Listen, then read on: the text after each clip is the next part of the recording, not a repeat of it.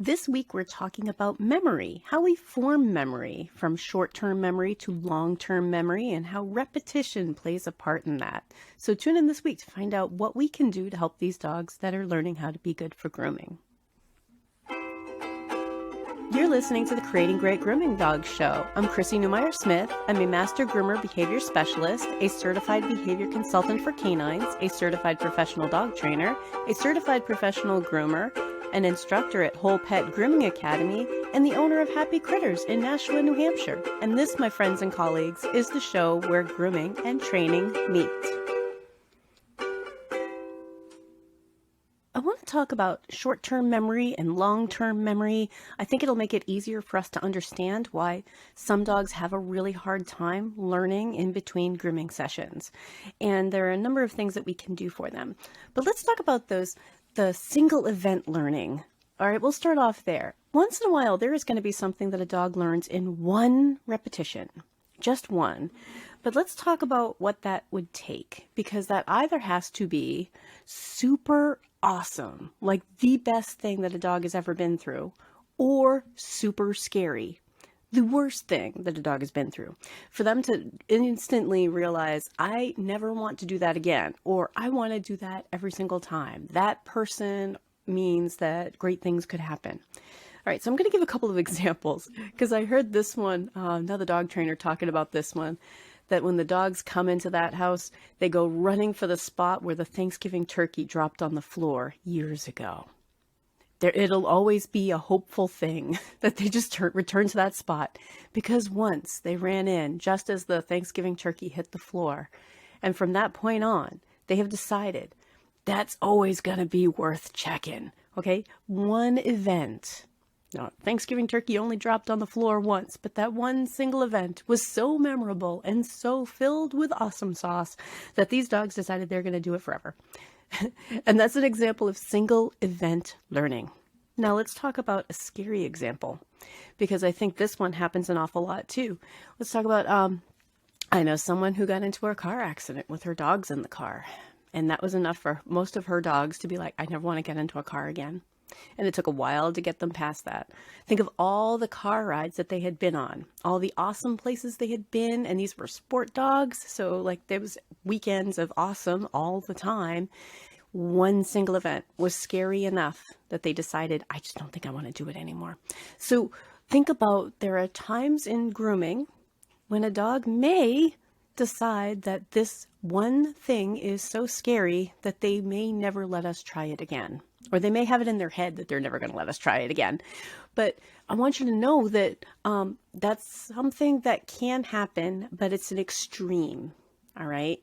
And when we talk about dogs learning for how to be good for grooming, it's going to take time. It's going to take repetitions, even if there is no emotional baggage. Even if this dog has decided that, I've tried this once or twice and, I just don't like it, or maybe it's a new puppy or a new dog that has no experience. Okay. Maybe it's a dog that's never seen a high velocity dryer.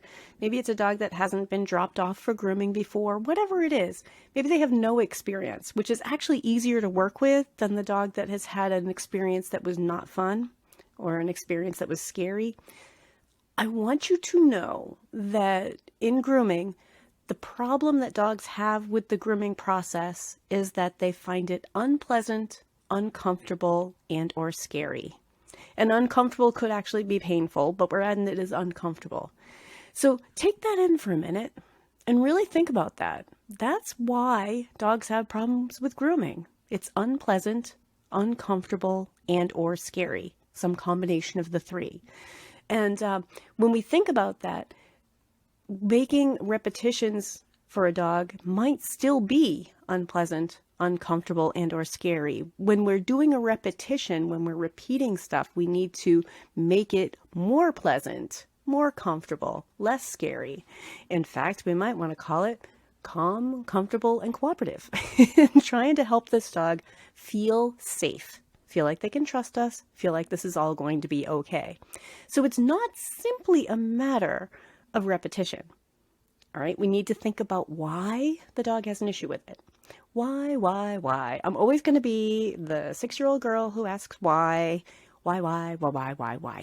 And that's really at the core of dog training. Dog training is, why does he do it? Try to solve the mystery. Why? What's in it for the dog? Why would he do that? Why does she act like that? Why? So if we want to change a dog's mind about something during the grooming process, what we really need to do is think about adding some short-term memory, starting off with some short-term memory about how this is different than what they thought it was. Different than, counter to. We're starting to sound like a term that we might know, right? Counter conditioning. Counter to, opposite of, different from what they thought was happening. And when we do stuff like that, we need repetitions. We need to do it over and over and over again. Now, part of why I'm going over the repetition part is because there's a difference between our short-term memory and our long-term memory.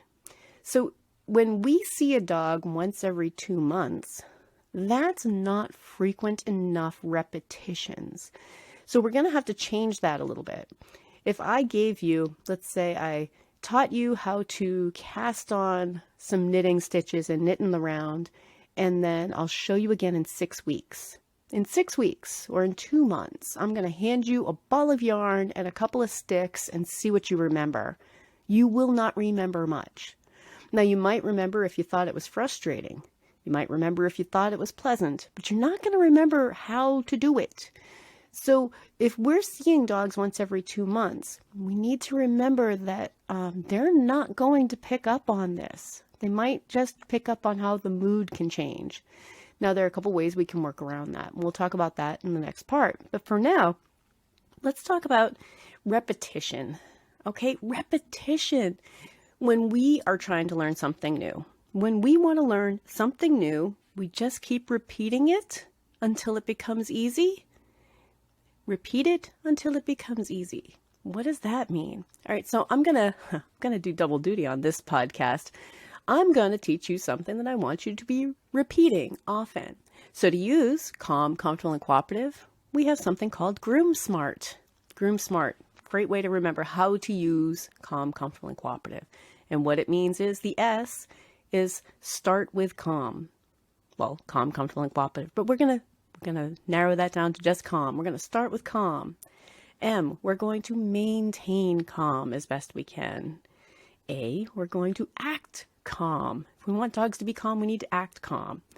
R, we're going to return to calm. If they start getting worried, if they start getting silly, we're going to return them to calm.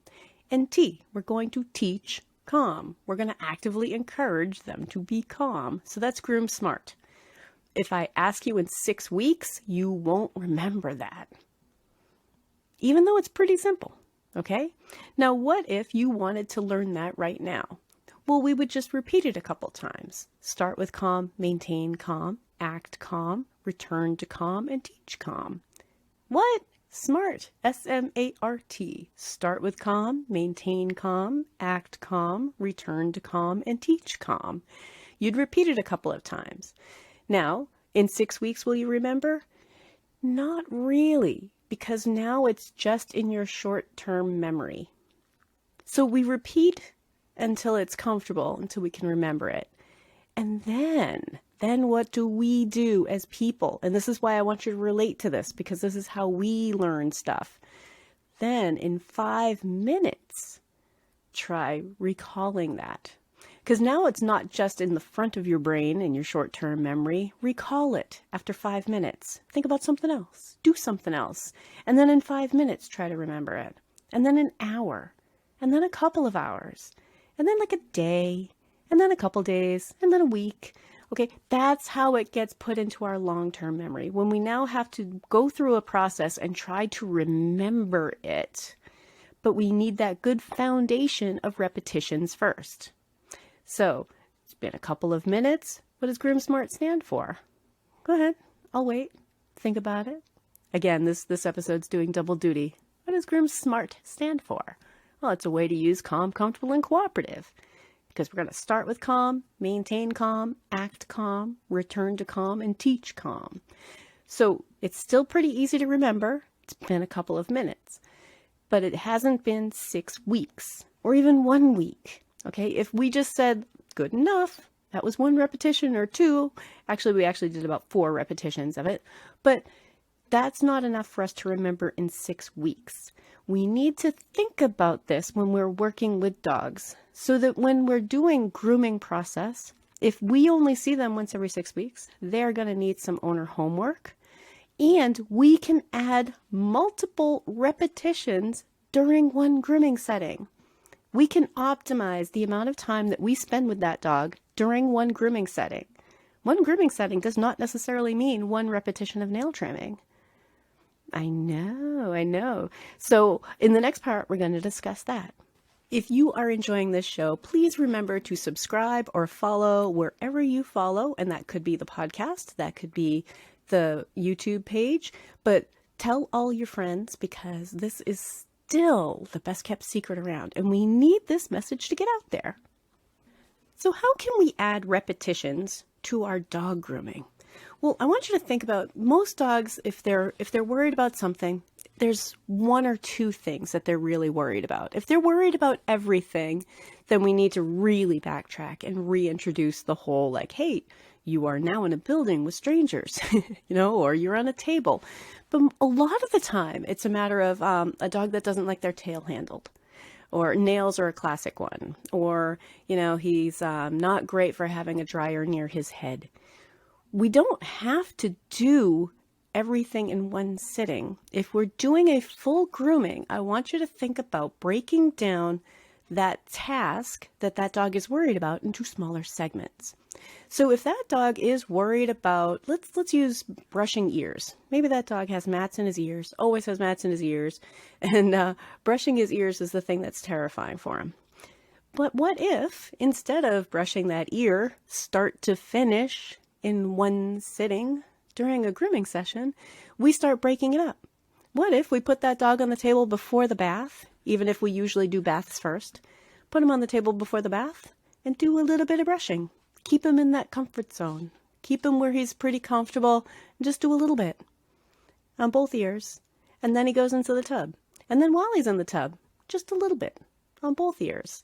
And when he gets out of the tub, just a little bit. And then when we're toweling him off, just a little bit more. And what if while we're drying, we do just a little bit more? Each time we're actually making some progress with the brushing, with the amount of mats, but also we get this opportunity to double check that he can be comfortable for some brushing. How many repetitions have we already gone through? Right? There was before the tub, in the tub, after the tub, during toweling, then during drying, right? So that's already a whole bunch of repetitions. And we didn't have to push him to the point that he's scared or the point where he reacts. If you're doing it right, it's about as interesting as watching paint dry, and the dog never becomes upset. The dog never becomes stressed. The dog remains calm, comfortable, and cooperative. Now, again, your short-term memory. How do we use calm, comfortable, and cooperative? We groom smart. And what does that stand for? It stands for we're going to start with calm. If that dog is really, really wiggly, we're not going to try to go for that ear mat. We're going to start with calm. Then we're going to try to maintain calm while we do some brushing. We're going to act calm while we're doing it. And if he gets worried, we're going to return him to calm. We don't just give up. We return him to calm. Meanwhile, we're also actively teaching calm. What a good boy you're being. Look at you while I brush your ear. So then we have things like while we're drying, after we're done drying, while we're trimming, we can circle back a number of times. So that dog isn't getting his ear brushed once in a grooming setting, right? It makes a lot of sense, doesn't it? This will take more time, but we've talked about this before on the show. When you talk to people about behavior being a safety issue and that the time that you spend is something you'll charge for, they are not buying a haircut. They are buying haircutting services, and that you're willing to invest time in teaching their dog to be good for their lifetime. And that's an investment. It's an investment in time and effort and money, and they'll just pay you for your time. You might make extra time for this dog's appointment that eventually won't take as long, but just think about if we can work on that same little piece of ear. What if there was like 15 minutes of brushing on that ear, but we just spaced out that same 15 minutes, just spacing it out over that one grooming session, right? It's not the way most of us were taught to groom. And non-groomers might not know this. So if you are a groomer, you probably, like me, were taught, try to have some sort of a system because it keeps you from forgetting things. And having a system, most dogs like to know what's coming next. They like having a system in place. We kind of have to throw that by the wayside when we have a behavior case because we're adjusting for that individual dog. So if this is an adjustment, this is, I'm going to circle back, circle back, circle back, circle back, and work on this one problem area over and over and over and over again without making it scary. Now, if you make it scary, you're actually making your problem worse. Yeah, take that in for a minute because I know that happens an awful lot. They're like, oh, just keep brushing, and then it gets to be too much and we stop. Don't let it get to the dog. Don't let it get them all wound up. Don't let it get them to a point where they tell you to stop. Work on it, whatever they can handle. Remember, groom smart. I know, double duty on this episode. But let them work on this piece so that they can feel comfortable with it and just keep circling back. I want that dog to think, that wasn't so bad. And then we circle back and do some more. Oh, that wasn't so bad. Oh, that wasn't so bad. Because what happens is we are getting repetitions of that not being that bad. How cool is that? Oh, that wasn't so bad. I think I can handle more of that. I think I can handle more of that. And even if it's the same amount of like 15 minutes of brushing to get those mats out of those ears, spaced out in a different way instead of picking at an ear for 15 minutes. So I want you to be open-minded about this idea of circling back and circling back in stopping while the dog is still being great. Stopping. Don't worry about getting the mat out. That's your last step. Work on the brushing. And you might not even worry about getting that mat out entirely. It depends on what kind of training you're doing, where you're at in that training. Just brushing through a lot of it is progress, even if there's still a mat there. Now, of course, if you're not a groomer, you might not know just how common it is for things like an ear mat.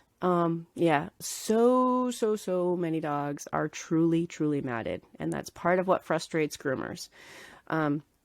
If at any time you wonder about that, ask your local groomer how many matted dogs they see every week. That's one of our biggest gripes, because we talk about animal welfare an awful lot and humane treatment and keeping our animals healthy. Yet there are people who still haven't really understood that mats are unhealthy for dogs' skin and they're uncomfortable for them. They're sometimes painful and they can cause sores. So a matted ear could be something that is coming in pretty often on a dog. Okay, so as groomers, we're all like, well, yeah, but if you're not a groomer, you might not know that. You might not know just how widespread the problem is, just how huge the problem is. So circling back. How many repetitions can we do on ear brushing? A lot. And if we make each one of those repetitions pleasant, then any bad experience they might have had or scary experience they might have had is now kind of being buried underneath all these fairly good experiences. Like, oh, that wasn't so bad. Notice I'm not even saying that we need to give cookies or anything. Just the fact that we're picking at it a little bit and not pushing their boundaries too far, and we're repeating that, oh, this is a thing, this is a thing, this is a thing that we do, everything's fine. And at the end, you probably will be able to get that mat out. I've done this over and over and over again for lots of dogs, for lots of things. We might drop our criteria, and that's okay. But repetition during one grooming session is going to make it easier for that dog to remember for the next grooming session. Different than I brushed that ear once, or I got my ear brushed once. It's different because now it's I got it brushed this way and this way and this way and this way, and we did it a bunch of times. It's like in the first part of this one where I repeated a bunch of times what groom smart meant. What does groom smart mean? I repeated it a bunch of times in the first segment. Now you're more comfortable with it here in the second segment. And weeks from now, if I were to quiz you, you might have a better chance of remembering. How cool is that? So our long-term memory is different than our short-term memory, and repetition really, really helps. Now, I'm going to give a couple of other examples because I think that sometimes we relate better if we hear some human examples. If I were to pick up my ukulele, which I enjoy playing but never really learned how to play well, not my primary instrument, and practice some chord changes, if I practiced them a lot over the next couple of days, I could probably remember how to do them in the next couple of months. Would I remember how to do them in 6 months? Well, that depends on if I keep practicing. Now, as another example, I have played flute since the 4th grade. I like to practice, but I don't need the practice anymore. My fingers know where those notes are. They know it. I've done it so many times that my fingers know where the notes are. I don't have to think about that. I read sheet music, think flute, and my fingers know where to go. That took a long time. That took many, many years. Many, many, many years. Now, there are still reasons to practice, but I don't have to do that to keep the knowledge fresh. Now, let's talk about another example. As a groomer, if you have a particular breed that you want to learn how to do really nice trims on, sometimes if you can book yourself a full day of dogs of that breed in the same haircut or similar haircuts, it's like you are able to book yourself this whole like one-day workshop, right? I remember a couple of times where I worked someplace and we booked like all of the Cocker Spaniels we could find in like that same day. And some of them were retired show dogs with some really nice clips. And it was like, this is great. Because we're like, you know what? Let's go ahead and just do like a Cocker Spaniel time and just kind of work on our Cocker Spaniels today, right? Repetition, repetition, repetition in one day made a lot of difference. But then we also, those were all regular dogs that would come in. So as they kept coming in on their regular schedules, different times now and spaced out differently, we were still working on Cocker Spaniels, often enough for a lot of that work to stay in your head, right? So be thinking there are lots of ways that we practice stuff. We create these repetitions, and that short-term memory becomes longer-term memory, but you got to use it. Remember the term, use it or lose it? You got to use it. So when we talk to our owners, sometimes we have to send them home with some homework. Sometimes we have to tell them, I need this dog to come in more often while we teach your dog. Not forever, but if we can do a little bit every week for 4 or 5 weeks and then start in on regular grooming intervals, whatever that interval may be for that individual dog. Sometimes that's what the owners are going to need to commit to so that their dog can get the repetitions and kind of bury the old feelings. So I'm going to give you one last example in this episode. I used to say this with my dog training customers. Imagine you have a vase and you have white marbles and red marbles. White marbles are times when it went great. Everything was perfect, everything went great. Red marbles are times when maybe it was unpleasant, uncomfortable, or scary. Now imagine some of our dogs come in with no experience at all, and that's an empty vase. And our goal is to put in layers of white marbles, times where it just went fine. Once in a while, something's going to get a little scary or a little uncomfortable or unpleasant, and then we drop a red marble in there, and we're like, oh, got to bury that under some good experiences. Now, what if it's a dog who has a lot of unpleasant experiences before they came to us, and that vase is mostly filled with red marbles? What do we need to do to bury those red marbles? We need a whole bunch of pleasant experiences on top of it. That's what works. Repetition, repetition, repetition. If we can just keep giving these repetitions of this pleasant experience until the top of that vase is covered in white marbles. And I've had a couple of customers that got really competitive about this with each other. One married couple that was very competitive in how many white marbles they could get on a walk. But whatever the case may be, we want those pleasant experiences. And why wouldn't we try to collect as many white marble experiences during one grooming session as possible? That's repetition, repetition, repetition, repetition. And it adds to our short-term memory that will build toward our long-term memory. If you want more information, you can find me at creatinggreatgroomingdogs.com. Creating Great Grooming Dogs Facebook page and the Creating Great Grooming Dogs Facebook group, Whole Pet Grooming Academy, that's wholepetnh.com, where I teach the Master Groomer Behavior Specialist program. And I would love to hear from you and give me any ideas you have for episodes, and talk to you next week.